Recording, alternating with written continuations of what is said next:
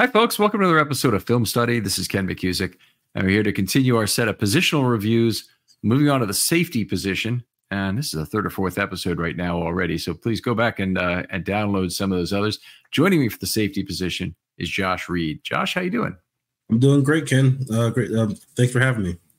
Living the life out there in Anchorage, Alaska, as always. We're doing our usual same bat time, recording time of 2:05 a.m. here. Sometimes we can't go quite that early because kids got to get to sleep and whatnot. In winter, is it easier to put kids to sleep out there? It really, because the sun goes down a little bit earlier, so they're like, oh, it's nighttime now. I'm like, yep, time to get ready to go to bed. It depends on what we have to do on a given day. Like sometimes if we have a family engagement that runs a little late, and sometimes we try to get them in the bed by 8:30 every night. But it fluctuates from time to time. Very good. Okay, so let's talk about the safety position a little bit for the Baltimore Ravens. A position where, despite the fact they got some great play out of the position, I think they had some significant health issues that kept them from one of their primary strategies, was to get Hamilton in at slot corner. We're definitely going to take some time on that. Hamilton's including the safeties. The cornerback show already happened, didn't have Hamilton in it. But they really had health issues with all their players missing a little bit of time at some point. Geno Stone missed a little time. Marcus Williams missed some time with a pec injury, and had other times where he's on the field where he just wasn't as efficient as normally.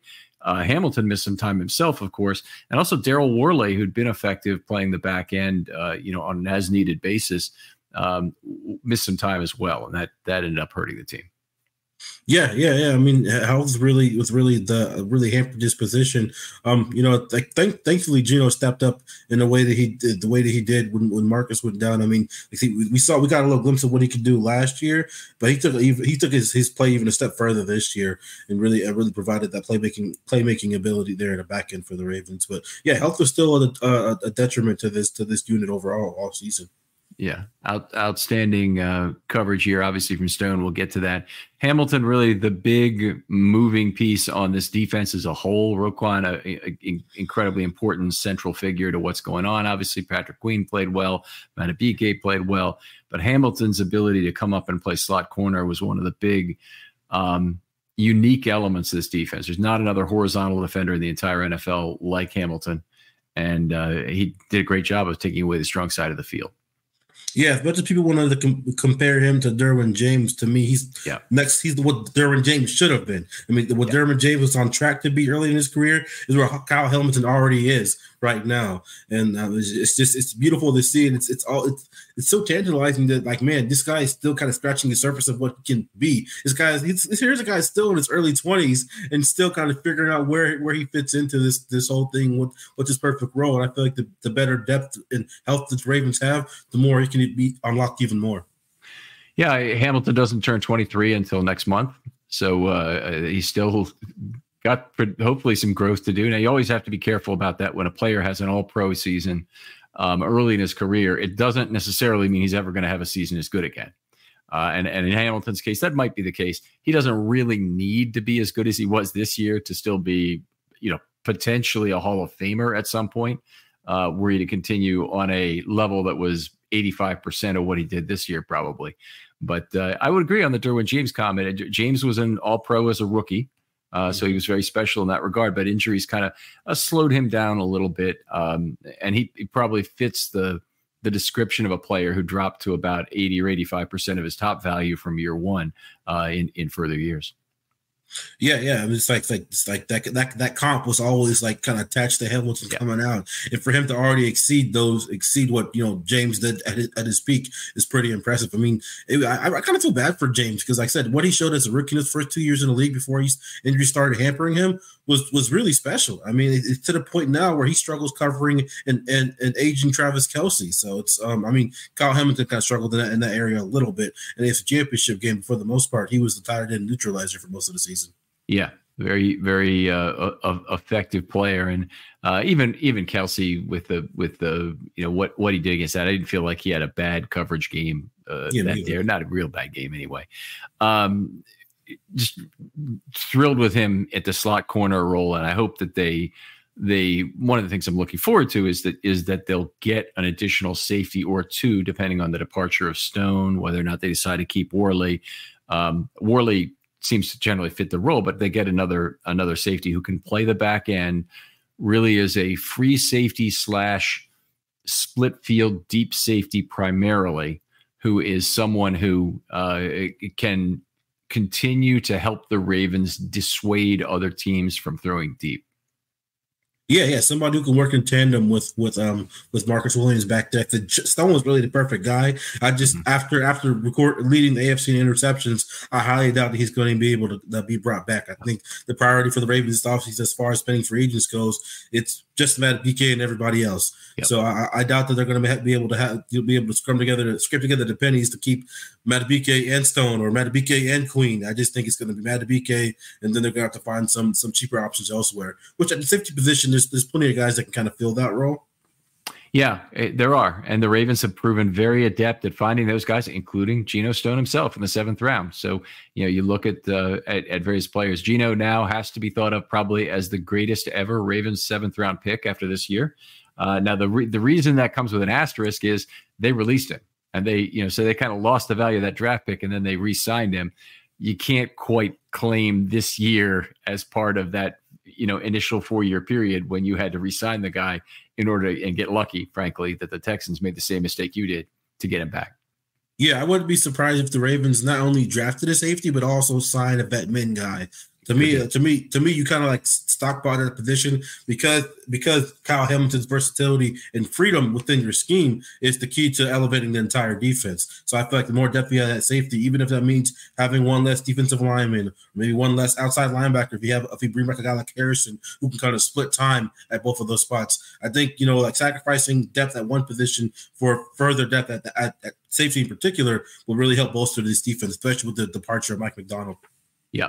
I agree wholeheartedly. We'll get to some of that, the 2024 needs at the end. A few themes from this year. The too high shell was something the Ravens showed opposing quarterbacks right off the bat at the line of scrimmage on an awfully high percentage of plays.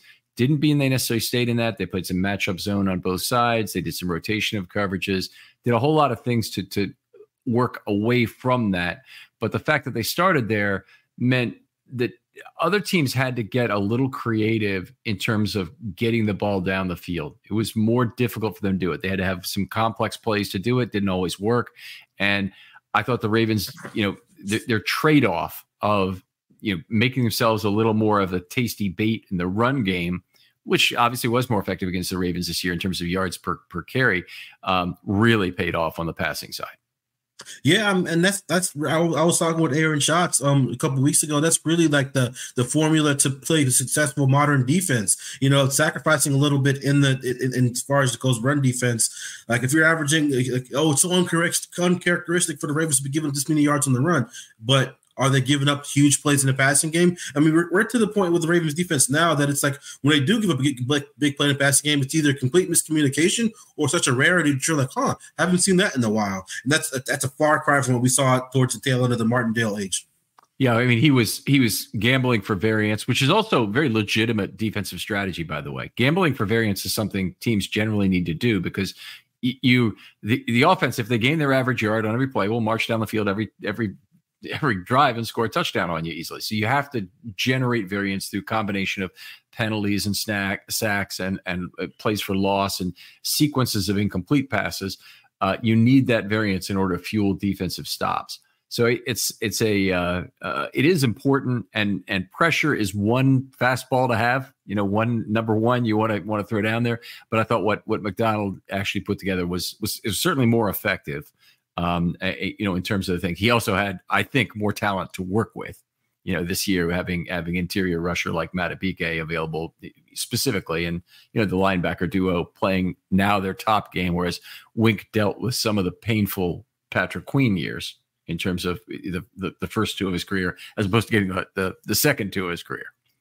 Yeah. Then also there was, the devastating injuries that the Ravens had in secondary in 2021 when they finished last in pass defense. Well, when you're blitzing your defense into oblivion with, subpar corners like Chris Westry and guys out there and guys who sign off the street, it's going to happen. Like, yes, the Ravens ranked number one in run defense that year. That's because everybody knew they could pass against the Ravens that year. So I kind of felt bad for Martindale in that sense. Like he didn't have the guys to do that. But when you don't have the guys, which is what I appreciate so much about Mike Macdonald, when he doesn't have the guys, he fits his scheme for his personnel. If I don't have the guys that can hold up in man coverage or match zone or anything like that, I'm not going to put them in those compromising positions. And that's what I really appreciate about Macdonald, and what I know that Zach Orr will continue to do in this next regime. I hope you're right about that. I don't think we really know who Zach Orr is at this point, and I hope that the organizational memory is maintained the way that Monken still maintained concepts of the Ravens run game from the Roman era,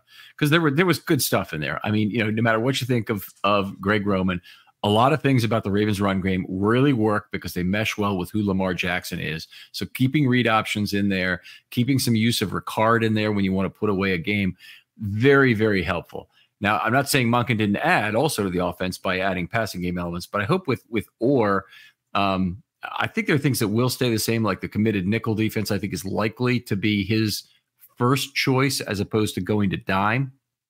But I think, a lot of it also is going to depend on who Trenton Simpson is. And I don't think we know that either yet. So I know there's people willing to make judgments about that. I'm just not willing to do it at this point. We saw who he was at Clemson. We had a brief look at a nice flash set of plays versus Pittsburgh in Week 18. But basically, we don't know anything about Trenton Simpson at this point.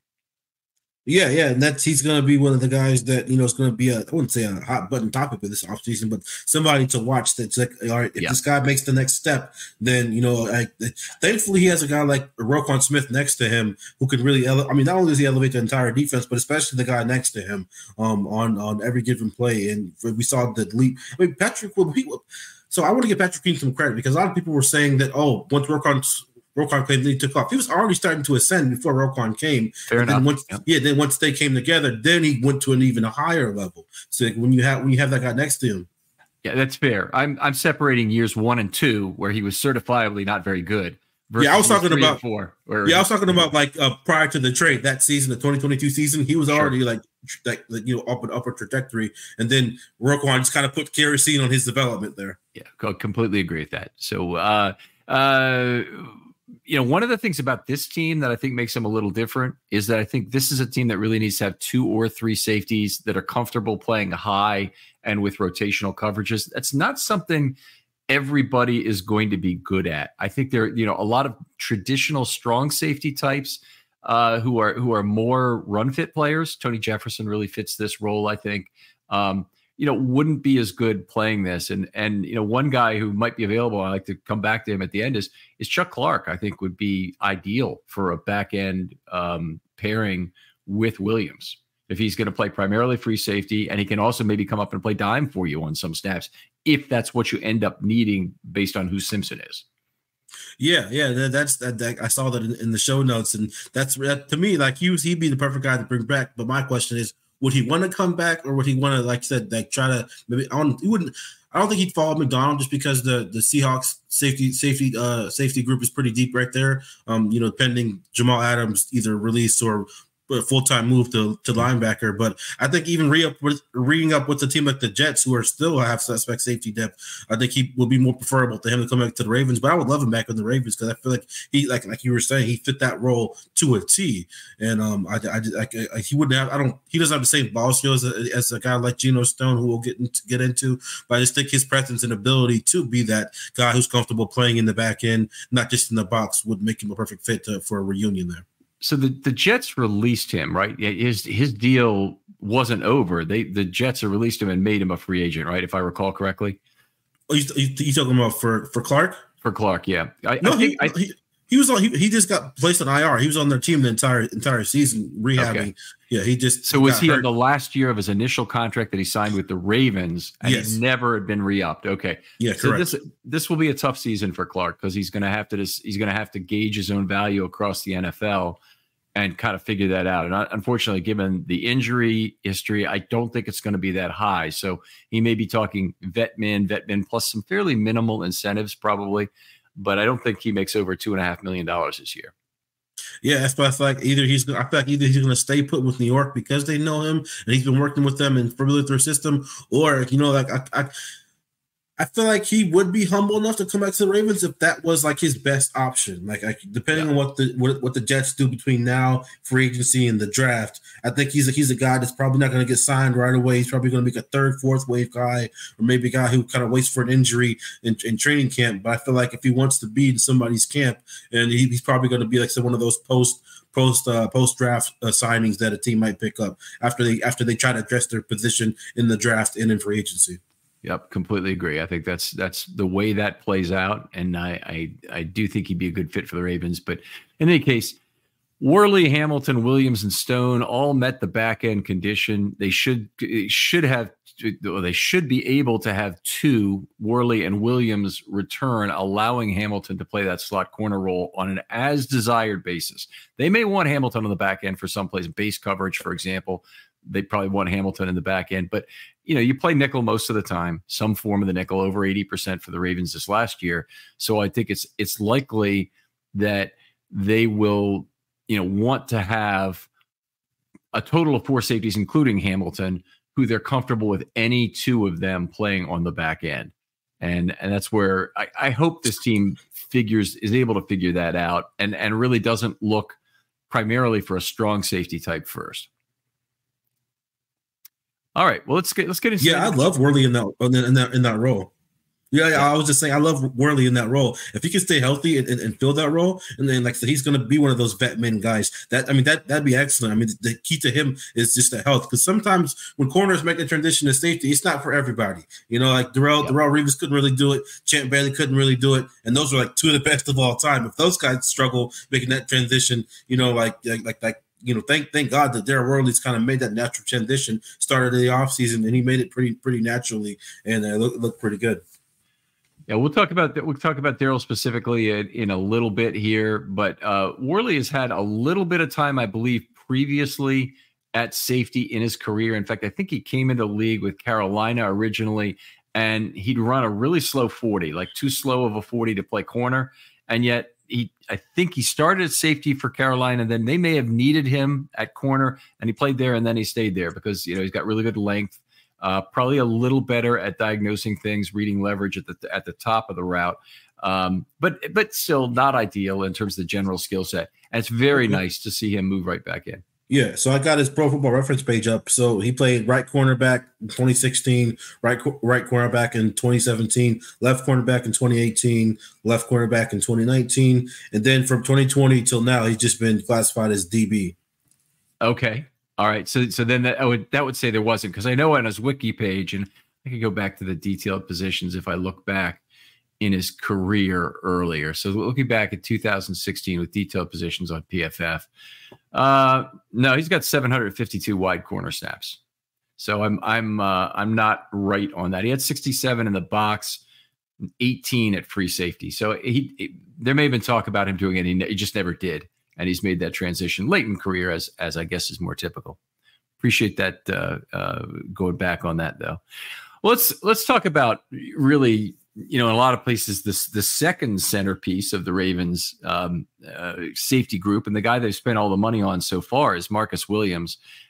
Really disappointing that he had a pec injury this season. Really, I don't know if it's going to require, or maybe even if it did require offseason surgery, it wouldn't surprise me if he's already had it.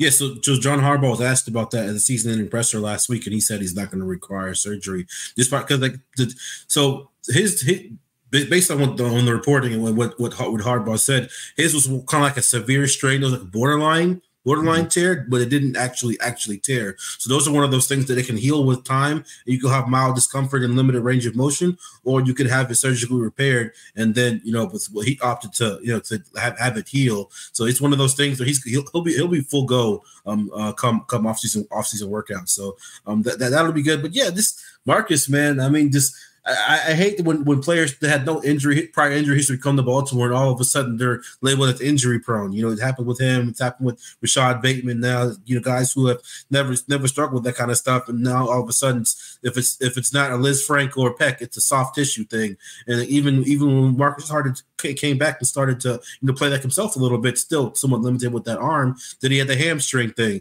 and it just like every time this guy gets close to turning a corner and looking like his old self, it's just like something else pops up. And it was nice to see him kind of turn the corner a little bit towards the end of the season, get that pick against the 49ers, and really start looking like his old self again.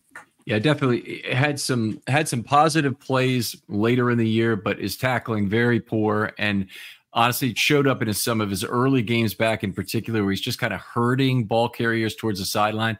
It does. Here's what's really funny. It doesn't really show up in his missed tackle rate too much. So he had a 12.1% missed tackle rate. We're going to come back to that on some of the other safeties, but Hamilton actually had 12.2% for the year. So he had a lower missed tackle rate than Hamilton, but no one on earth would say that Marcus Williams is a better tackler than Kyle Hamilton is. It's really a lie based on positioning and directing ball carriers out of bounds instead of kind of hitting them and taking them to the ground. Marcus Williams for a lot of the year waited to have help to make a tackle. And you know, it's an unfortunate season. Marcus Williams is a better football player than that. Obviously, this is not reflective of who we expect him to be going forward. I think he's still very effective reading the quarterback, and I thought we saw a fair amount of that this year still. Yeah, he was aptly called the one-armed man for most of the season because he was playing out there with one arm. And like I said, just what you lack for, and like I guess health and full range of motion, you can always make up for with instincts and knowing where to be and reading leverage and reading the quarterback's eyes, which he did beautifully a lot of times. A lot of those clutch pass breakups that he had, despite being limited with one arm, that was just him, like I said, reading the quarterback's eyes and having those instincts. It's because you're not calling in picks doesn't mean you're not still a ball hawk. And he proved his value, especially there down the stretch. And it's kind of messed up that his best tackle of the season, which came in the end of the first half of that Jaguars game, ended up being the same tackle he hurt his hamstring on. So it's just like, you know, this guy just happens, even when he makes a good play, this guy can't win for losing. Okay, that was the inbounds tackle that ran out the half at the end of it. That was a wonderful play. It really was. Yeah, he didn't come back in the game after that. You know, one of the nice things to see is that I don't feel like Williams has lost his dark cloud. I don't mean like a dark cloud is following him like Charlie Brown. I mean, his area on the field is like a dark cloud you're throwing to if you're a quarterback. He's still a scary guy to opposing quarterbacks because they know he'll read the ball, he'll move pretty quickly, and you got to watch him on the front side of a play. So if you're throwing on a crossing play where there's a trailer, you have two people who could on a deep cross who could impact the play. One is Marcus Williams coming up and closing the window. Number two, and this is also very, very severe, is a linebacker closing the window. And the guys on the other side, as you've heard me say on this show many times, are guys who the window closes a lot more quickly than the relative speed of the receiver and the trailing coverage, which is often what the quarterback is micro-focused on. He needs to get it by that trailing coverage, but the window is closing very, very quickly in a relative sense from the other side. All right. Let's see what else we want to talk about here. Opposing passer rating in 2023, 112.2 against Marcus Williams. That's way up. It's fewer total attempts, but a 41.9 in 2022.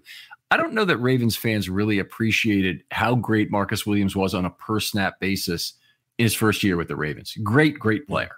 And you know, certainly they probably think back to it and they think, boy, he was hurt a lot or you know, something like that. But he played a fair amount of snaps last year and he played unbelievably great football when he did.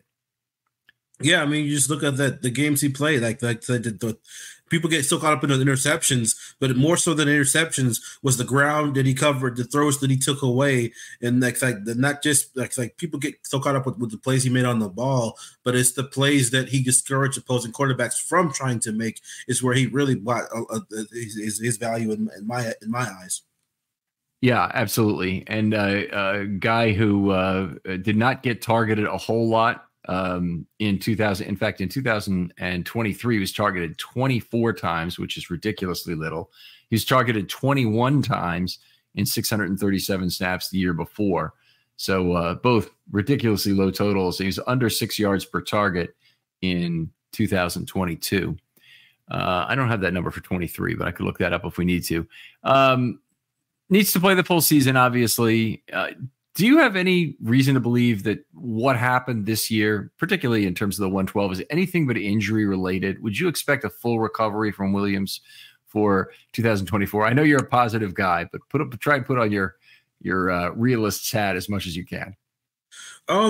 Yeah, I mean, it's like, you know me, I'm always going to err on the side of optimism. I just feel like, you know, like, you can only go so. It's not like this guy's been suffering debilitating injuries. The kind of stuff that he's been suffering, that's been ailing him, have been kind of fluky things that you know, that don't necessarily require surgery, or like, you know, debilitating surgery. You're going to lose muscle mass or speed or burst or anything like that. These are just things that kind of restrict him from. They're all with upper body stuff. So thankfully, like, you know, nothing that has been like a knee sprain or anything like that. I am more confident that he's going to be more healthier this year, and I think he's going to take the proper precautions. I mean, you can't really always protect against injuries. It's football. It's a violent game, fast game. Things happen. Things get pulled. You know, you could pull something, just try to tackle somebody from behind or whatever. But I am more confident that he will be healthier this year. Especially just, you know, given that, you know, it's like Geno's probably going to be gone, most likely going to be gone, and he's going to kind of feel that additional pressure to ensure that he's, you know, available for this team, because they don't have that Geno Stone ace in the hole that they've had the past 2 years. Yeah, he certainly was great whenever he had to step in there for Marcus. He was a huge benefit there. I'm with you. I basically think he'll recover, and the fact that it hasn't been there's no Liz Frank, there's no severe knee injuries or anything else that should really take a bite out of what he still has left in terms of speed. I think he's likely to be fine. His instincts will still be what we've seen them to be, and he should be, I think, featured in a sense in this defense. I still think the Ravens have a good chance to be preventing other teams from throwing deep very often. But he'll be featured in the sense that because he's one of half of the too high shell that they start with, that it's a lot of the fear that he generates is what's creating the lack of deep throws. All right, let's go on and move on to talk about Kyle Hamilton a little bit. All Pro 1 in his second year. It's a great place to be, obviously. His play on the back end was good. There's nothing wrong with what he did on the back end, but his play at slot corner just unbelievably impactful to the game of football. Yeah, I mean, as much as, like, you know, like Roquan Smith is, you know, the heartbeat and the leader and the, you know, unquestionable leader and face of this defense. I mean, to me, Kyle Hamilton was the catalyst for all their success, like at the highest level, as far as what they're able to do on a down-to-down basis, especially when he's not pigeonholed into just playing safety, and when he's able to play that hybrid slot corner role. There's nobody in the game that's better, more impactful than him. As a blitzer, as the coverage person, both at the intermediate and deep down field. I mean, the fact that this guy was covering like speedy receivers, not just big body guys, speedy, squirrely slot guys deep down the field, like that play out against Guyton for the Chargers. Beautiful, you know, the play he had in the Chiefs where he was underneath MVS. I mean, the fact that you can have a guy that's that big, it's like a freaking condor out there. He covers so much ground, can do so many things for you. I mean, I couldn't imagine a better way for his talents to be deployed than the way McDonald deployed them over this first 2 years of his career. I look forward to what he's going to do in the future. Oh, I mean, I guess I'd say I can see a better way that his talents can be deployed if he could play even more nickel and they weren't forced to use him as a deep safety more often, and the Ravens could really migrate more away from having a traditional kind of a slot corner there. Because that's what I meant. Like, just like that specific role for him, I couldn't imagine a better role for him. Great. Okay. A few coverage stats from a 47.6 opposing passer rating, 1 touchdown, 4 interceptions. This is all in the regular season, 4.2 yards per target. We're going to remember this season for a lot of reasons in terms of who Hamilton was, who the defense was in general. But the spectacular individual plays that I think I'll remember, one is, give me one of yours too, but the designed pick six that they had against the Browns is just one of the coolest plays I've ever seen, in terms of him coming from 3 or 4 yards off the line of scrimmage, racing in, knowing exactly where he is in the point, leaping high, tipping the ball to himself like he's a power forward, or, you know, getting his own rebound, whatever you want to call it, and then taking it in as easily as you'll ever see a pick six return. Yeah, that's the first play that comes to my mind too. And just like, and what made it even sweeter was like the slow motion walking he did into the end zone, which is the fact that the Ravens didn't win that game. Like, to me, that's a Kyle Hamilton legacy game right there. And it's like all for naught because they let Sean Watson go 14-14 in the second half. And I think that just kind of pisses me off. But like plays like that, I honestly thought he was going to do something similar in the AFC Championship game, but Patrick Mahomes was able to just get the ball over his head to Kelsey on, I think it was the fourth and one. And I was like, man, if Kyle would have just time his jump a little bit better, maybe he might have been able to get that ball, and he wouldn't been able to slow walk it in. But if he could have got his hands on that ball and went the other way, would have completely turned that game on its head. But Patrick Mahomes and Deshaun Watson are two different kind of beasts.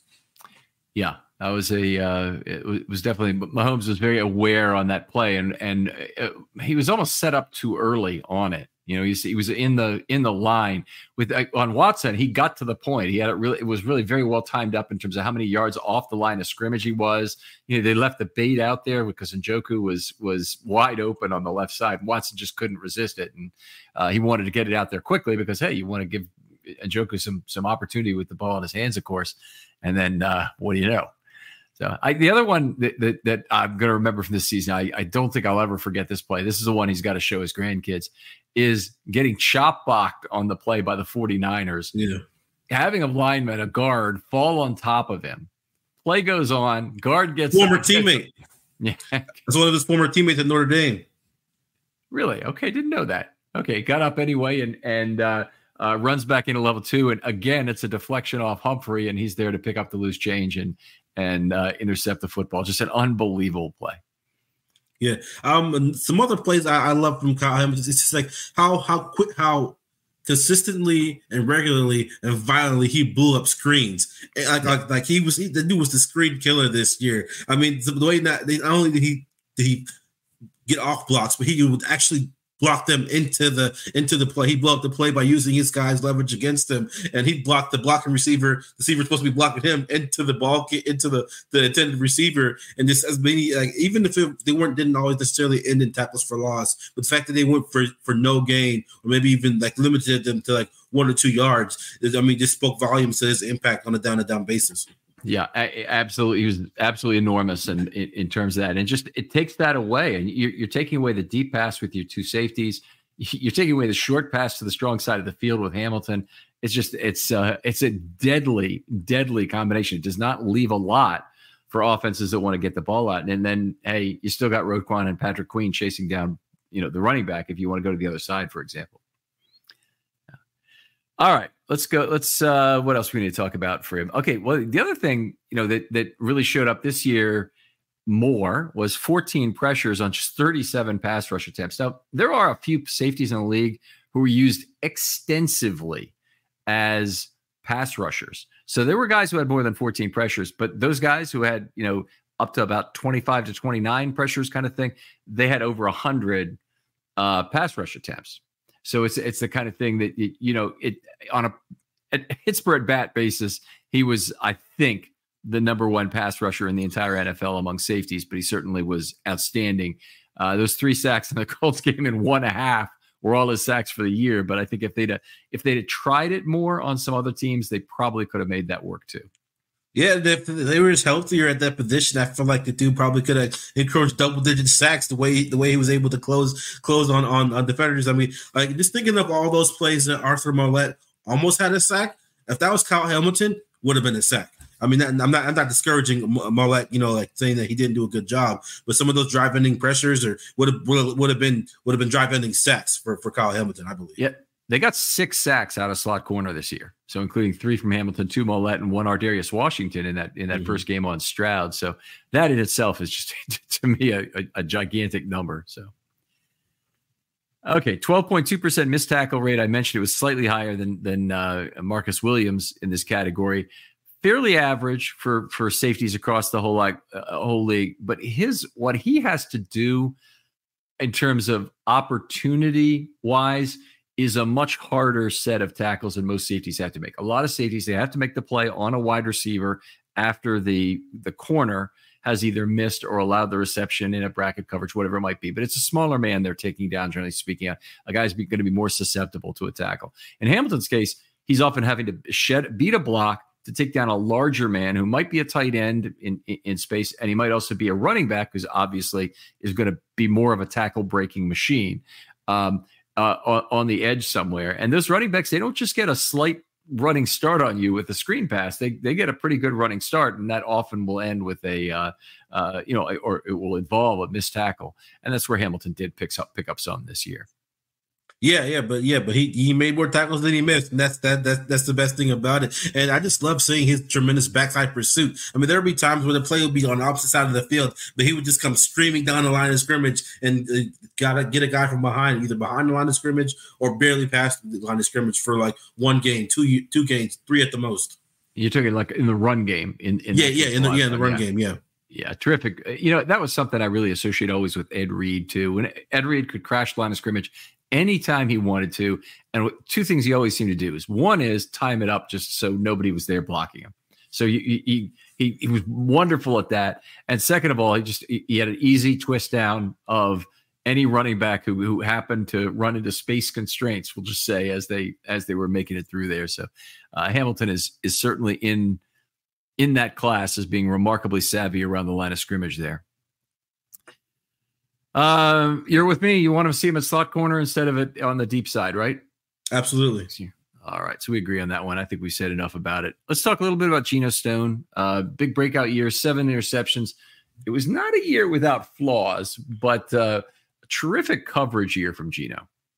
Yeah. And people, when they see a 7 interception, they think, some of those are probably fluky. Like when you look at a lot of the interceptions that players get for the Cowboys, some of those are just kind of like fluky. A lot of those are just like on out routes. But for Geno, I feel like a lot of his came from instincts, understanding of leverage tendencies, and film study. I mean, he was in the right place at the right time so consistently, and that doesn't just come from right place, right time. He lucked into that. No, that's understanding who you're playing, tendencies on the quarterback. I'm like, okay, I know he tries to get the balls to the linebackers. I saw him; he was able to fit this throw in over there in the first quarter, and then come second, third quarter, then he's like, oh, if I read this right, I'll be in a position to corral that overthrow. If in fact, like Roquan or PQ gets enough air underneath that ball, makes them want to push it even further. So for him, just reading the quarterback's eyes, and picking up on tendencies, not just leading up to the game through film study, but from down a drive-to-drive basis, was really what I kind of picked up on from Geno throughout the year.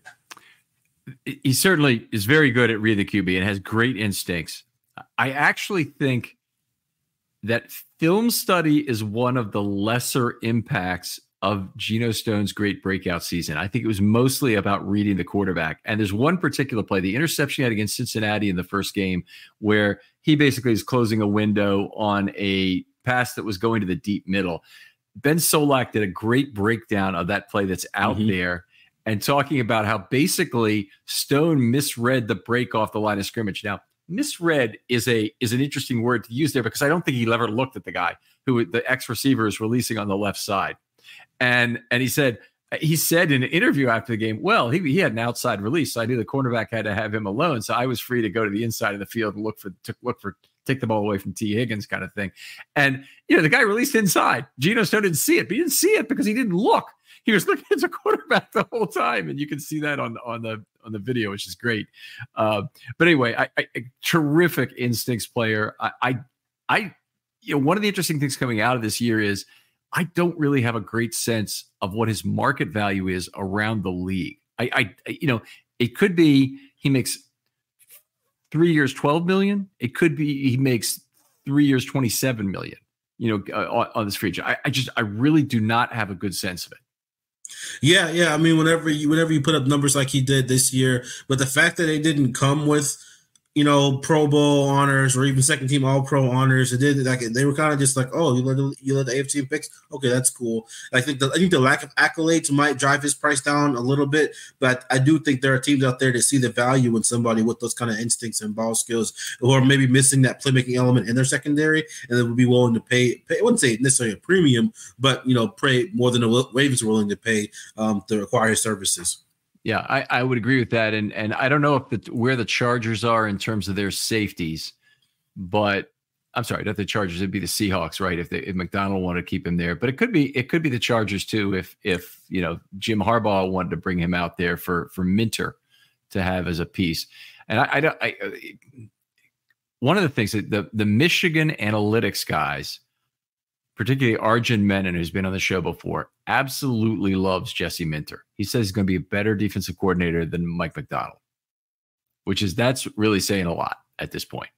Although Macdonald may be done as a defensive coordinator, he's just a head coach now. So yeah, his opportunity for accolades as a DC are gone. But Jesse Minter, he thought did more with less for Michigan this last season than what Macdonald had done. Yeah, I mean, but I do agree with that to an extent. But I feel like what Macdonald was able to do with guys like Ronald Darby and Brandon Stevens, yes, and without his starting safeties for this starting three for most of the season, I think to me was just as impressive, if not even more. Yeah, I mean, I agree. I think that he had a lot to work with in general in terms of total talent on this defense. He had good edge rushers. He had a great interior passer. Michael Pierce had his best year, was healthy. The whole defensive line was healthy the whole year. I mean, just that alone is worth so much. It basically two healthy inside linebackers, both playing at a very high level. Cornerback was the weak spot. And he, given the other talent around that, he really leveraged that other talent to minimize those corners' weaknesses within his scheme. And it was a legendary job. It's one of the defensive coordinator seasons that'll be, I think, long remembered in terms of what was accomplished, even though the Ravens didn't win it all. Yeah, if Wink had this group of cornerbacks, the Ravens would be ranking in the bottom of the league in pass defense again. Stop it! You still need for Wink hate at this point. He was a great I'm not even hating. I'm just saying, like, the fact that he even, like, no matter what the talent level he had at his disposal, he was going to kind of run his stuff no matter what. Whereas McDonald's like, I'm not going to put my guys in compromising positions. And that's why I feel like the biggest difference between those two guys were as far as how they approach the game. All right. Well, fair enough. I think I think Wink was working with less. So I think that's where some of the unfairness comes from. But anyway, doesn't matter.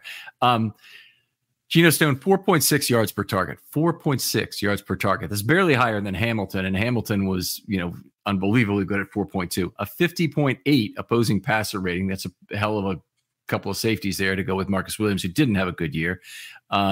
But here's the big thing for Geno Stone, and this held him back, I think, from a potential Pro Bowl berth and also from a potential All-Pro berth, although that was not going to happen by the end of the year. But it probably kept him out of the Pro Bowl, and it kept him from being the Defensive Player of the Month in October, because he had 4 interceptions, and they gave it to Quinnen Williams, I think, of the Jets. Yeah, I think that's who got it.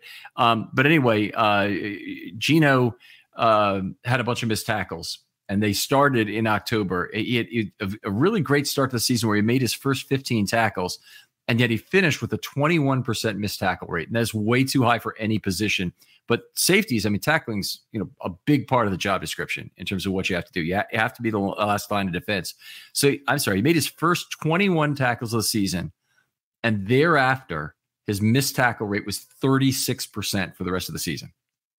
Yeah, it's just unbelievably high. Yeah, it's one thing if you're playing with the partially torn pec like Marcus Williams, but if both your pecs are intact along with rotator cuffs, you should be bringing guys down. And I feel like a lot of times when it came to Geno, he was kind of attacking guys a little too high, getting taken for rides or getting shrugged off, or at that time maybe trying to deliver the big hit but not necessarily wrapping up.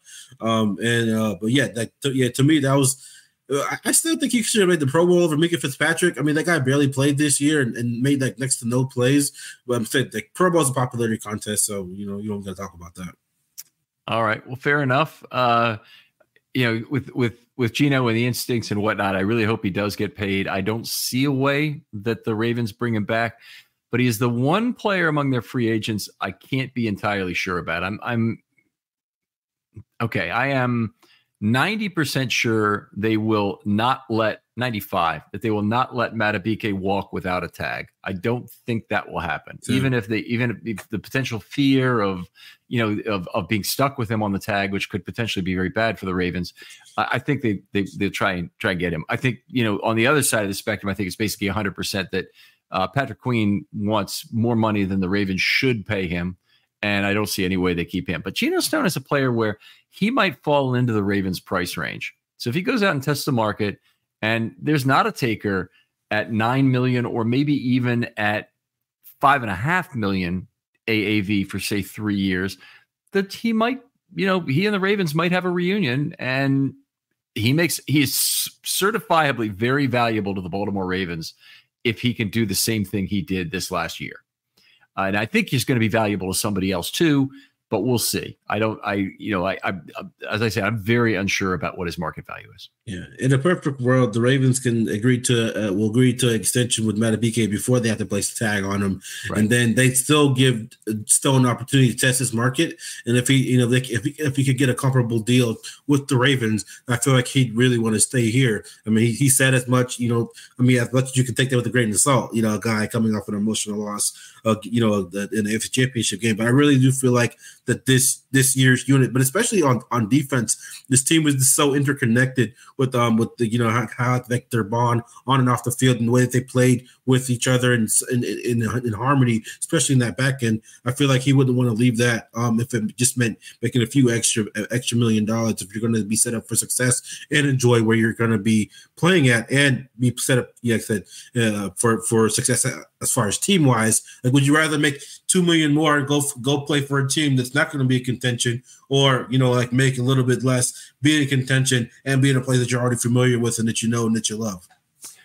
Okay, so if you're a player, most of the time your answer might be different. Your answer, there's some mercenaries out there who just play for the extra money every single time, and there's some others who say, you know what, we like our house here, let's just go with this. There's virtually no agent out there that's okay with the player taking less money. I'm sure there is some guy out there who basically is like, look, just be happy, do what you want to do. I only get 5% of this, not that much of a difference to me, but it is what it is. And I just think they're always kind of poking and prodding at the player to go for the money. You only get one chance. You only get one chance. You only get one chance. And that's why you see, I think a lot of players, they come back to the team they're on and they say, hey, look, I'd love to stay here. Just match this. And they won't match it. And they say, we can't match it, but we can give you $3 million less over 4 years. And they're either insulted by it or they just don't feel like they can give into it. And I don't know what other agencies are talking to these people in terms of the NFLPA or other players, just telling them, don't reduce my market value by taking a lesser offer here at safety, for example.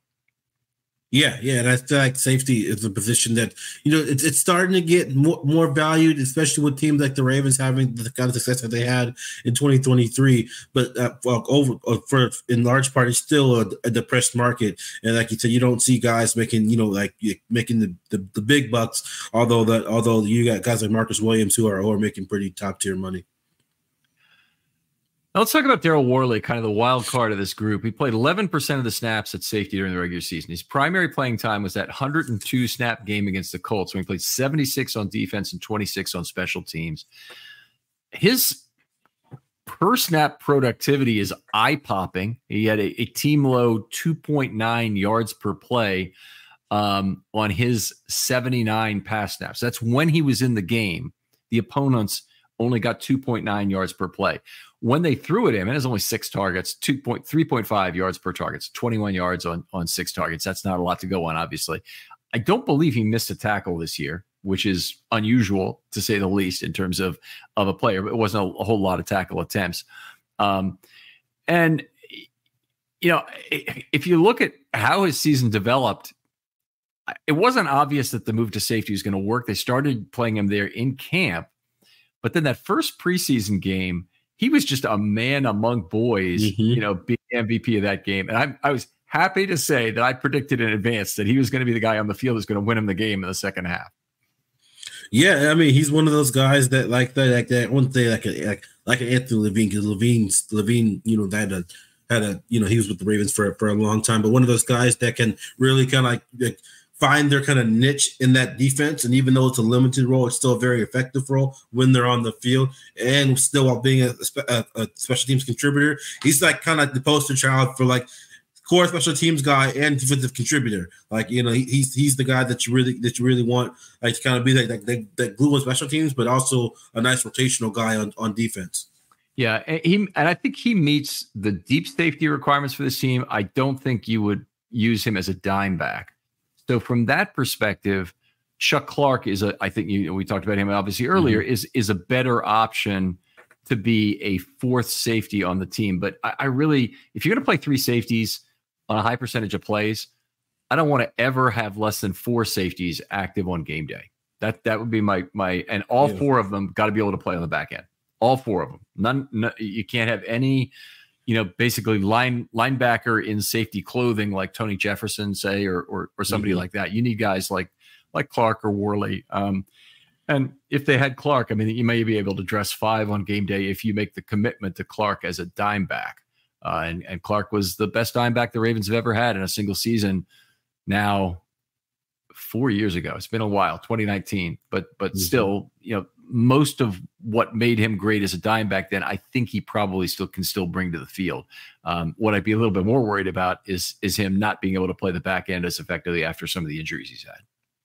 Yeah, and really he tear his Achilles or tore his ACL, but that was like the first major injury of his career. And given that it happened so early in his tenure with the Jets, you got to think that he's far enough removed from it from now that he'd be more than ready to go and fully recovered. Because usually when guys tear ACLs or Achilles, like in training camp or like preseason stuff like that, it takes kind of like a year and a half to get all the way back. But the fact that he tore it so early in his tenure with the Jets, by the time the regular season starts, he's going to be a year and a half removed from it. So he's a guy that, like I said, he might just wait it out until training camp and then hop on with somebody. He could be one of those Eric DeCosta Coops that they pick up in August. Yeah, it would be terrific, obviously. We had a little other playing time this year from a handful of guys. Adams, a guy who was available as a older free safety, guys played the position a long time for a number of teams, including the Bears. Houston Carson, he went from the Ravens, where he played one snap, played a fair amount in the preseason, played decently then, but then went to the Texans, and all of a sudden he's their starting strong safety. Yeah, I think he's the guy that got juked out by Zay Flowers on that one play at a face full of turf.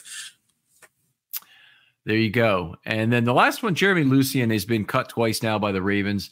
Still kind of hopeful he'll be back. I thought that basically what he brought to the position from a cerebral perspective was good.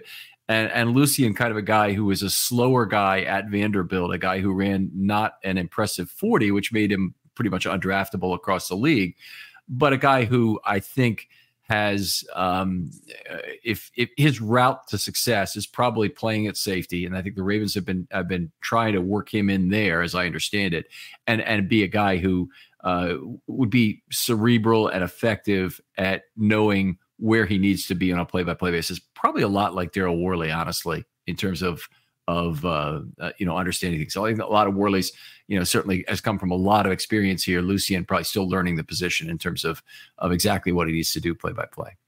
Yeah, and Lucien strikes me as the kind of developmental guy that the Ravens are going to kind of yo-yo with on their practice squad until they either find a niche for him or he elevates his play, shows them enough in practice that they can trust him. They kind of take over that Daryl Worley role or some other kind of supplemental role in the back end. Yeah, very much so. So anyway, it's you need those guys on the fringe of the roster there who are either going to be the fifth safety on the roster or the first safety not on the roster that's available for elevations. And anyway, he's certainly, I think, fits that role. But he's most of the season, he was one of the only truly developmental players on the practice squad. They've re-signed a few of their guys, Trace Willing and Tayshawn Manning and some others. Yes, linemen. Yeah, to contracts, but it's not a really deep group. It was a group of very deep and 6 to 8 year veterans who were basically there to win in 2023. Laquan Treadwell is a guy who he is not you're not betting on the future with Laquan Treadwell. You're betting on the now. Yeah. So, all right. In terms of 2024 needs, what do you expect the Ravens to do? Like that, the whole safety market, I feel like I wouldn't say there's a saturation, but like there's enough guys out there that you can find your nice solid veteran safety. They kind of like that pad the back end of that roster. You can bring back a guy like Daryl Worley, but there are also some other guys out there. It's like some older guys, some younger guys. I mean, if you look at, I got that spot track pulled up on some of the free agents that they got heading. I mean, you're not going to get a guy like Chauncey Gardner-Johnson. He's still young, only 26 years old, and it's still going to be a starter somewhere. same with Jordan Whitehead. But there are guys like a Micah Hyde, more of a strong safety, so I wouldn't necessarily have him. Like I said, Chuck Clark is going to be on there. You get guys like Jerron Kearse, who's had a nice little niche role with the Cowboys, and there are veteran guys out there. A guy like Jalen Mills, there are a lot of guys out there who can fit those kind of niche roles in the back end of the defense as a depth piece or whatever. But I also feel like the draft might be an avenue. Now that the Ravens aren't pigeonholed with only 5 picks this year, like spending a day 2, day 3 pick on the safety of its BPA plus a guy who can come in and be a meaningful contributor for you. I wouldn't mind that route either. I think the Ravens could either go one of two. They could go either one of those routes or might even get both of those routes if they can get a vet min guy plus a draft pick that they really like at the position. Yeah, the Ravens have had an incredible history of drafting safeties late and also grooming UDFA guys. So I would expect the guy they get at safety will be a 6 or a 7. And I think they don't have a 6 currently. They do have 2 7s. 2 7s, yeah. And then they have the UDFA ranks, which is certainly a possibility. And it could be that a guy like Lucien is a guy they want to groom, and it could be a guy like Adams that is a veteran that they bring in again, or not necessarily him. Could be Chuck Clark, depending on how close to the vet min he'd be playing for this year. But they've got multiple options. I don't think they're going to go to a mid-range salary guy at safety unless it's Geno Stone, where they had a 3-year deal for $9 million for Geno Stone. I think they might pull the trigger on that. I don't think there's any way they pull the trigger at 1 year for $3.5 million for somebody, including Chuck Clark, coming back to the Ravens, or somebody else of a kind of a similar value, kind of meets their positional needs. I just think they can't afford to be doing that with too many of the mid-range contracts right now.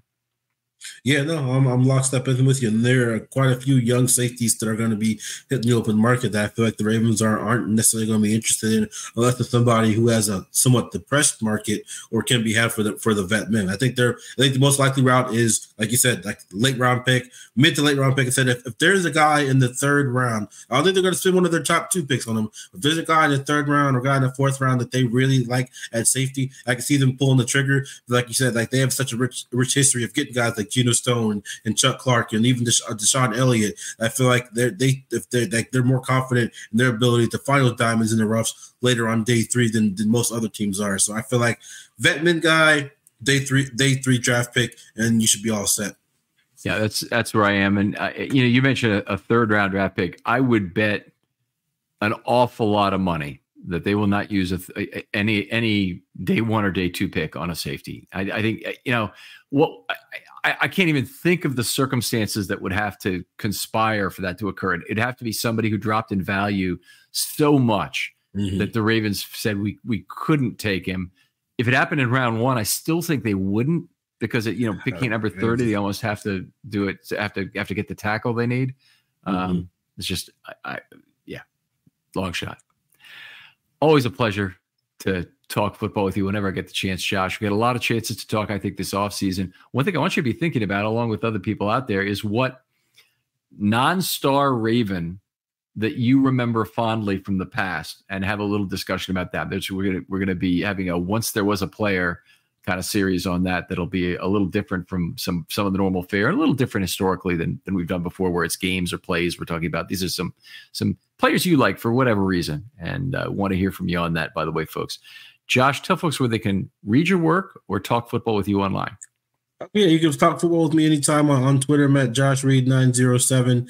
And then all my Ravens content can be found at BaltimoreBeatdown.com. I do work full-time for Anchorage Daily News up here in Anchorage, Alaska. But all my Ravens content can be found at Baltimore Beatdown. All right. Outstanding. Other picks out there, you know how to hit me up. DMs are always open on Twitter. I'll get back to you very quickly. Whatever your short idea. And if you have a player and you want to lock him in right now, go ahead and hit me up with that. And I'd love to hear from you. Josh, thanks again for coming on. Thanks for having me, Ken. We'll talk to you next time on Film Study.